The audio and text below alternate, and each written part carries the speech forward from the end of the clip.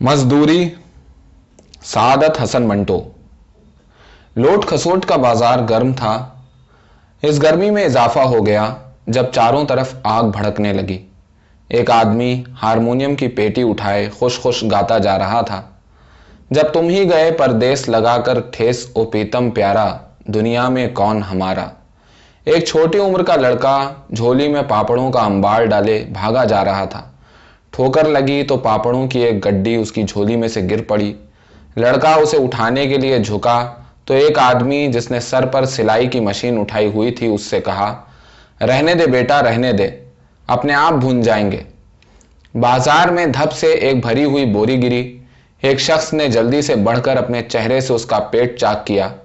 आंतों के बजाय शकर, सफेद सफेद दानों वाली शकर उबल कर बाहर निकल आई। लोग जमा हो गए और अपनी झोलियां भरने लगे। एक आदमी कुर्ते के बगैर था। उसने जल्दी से अपना तहबंद खोला और मुट्ठियां भर भर उसमें डालने लगा। हट जाओ, हट जाओ। एक तांगा ताजा ताजा रोगन शुदा अलमारियों से लदा हुआ गुजर गया। ऊंचे मकान की खिड़की में से मलमल का थान फड़फड़ाता हुआ बाहर निकला। शोले की जबान ने हौले से उसे चाटा। सड़क तक पहुंचा तो राख का ढेर था। पुं पुं पुं पुं मोटर के हॉर्न की आवाज के साथ दो औरतों की चीखें भी थीं। लोहे का एक सेफ 10-15 आदमियों ने खींचकर बाहर निकाला और लाठियों की मदद से उसको खोलना शुरू किया। काउ एंड गेट, दूध के कई टीन दोनों हाथों पर उठाए अपनी ठोड़ी से उनको सहारा दिए एक आदमी दुकान से बाहर निकला और आहिस्ता आहिस्ता बाजार में चलने लगा। बुलंद आवाज आई, आओ आओ, लेमोनेड की बोतलें पियो, गर्मी का मौसम है। गले में मोटर का टायर डाले हुए आदमी ने 2 बोतलें ली और शुक्रिया अदा किए बगैर चल दिया। एक आवाज आई, कोई आग बुझाने वालों को तो इत्तला दे दे, सारा माल जल जाएगा। किसी ने इस मुफीद मशवरे की तरफ तवज्जो न दी। लूट खसोट का बाजार उसी तरह गर्म रहा और इस गर्मी में चारों तरफ भड़कने वाली आग बदस्तूर इजाफा करती रही। बहुत देर के बाद तड़तड़ की आवाज आई, गोलियां चलने लगी। पुलिस को बाजार खाली नजर आया, लेकिन दूर धुएं में मलफूफ मोटर के पास एक आदमी का साया दिखाई दिया। पुलिस के सिपाही सीटियां बजाते उसकी तरफ लपके। साया तेजी से धुएं के अंदर घुस गया। पुलिस के सिपाही भी उसके ताक़ुब में गए। धुएं का इलाका खत्म हुआ तो पुलिस के सिपाहियों ने देखा कि एक कश्मीरी मजदूर पीठ पर वजनी बोरी उठाए भागा चला जा रहा है। सीटियों के गले खुश्क हो गए, मगर वो कश्मीरी मजदूर न रुका।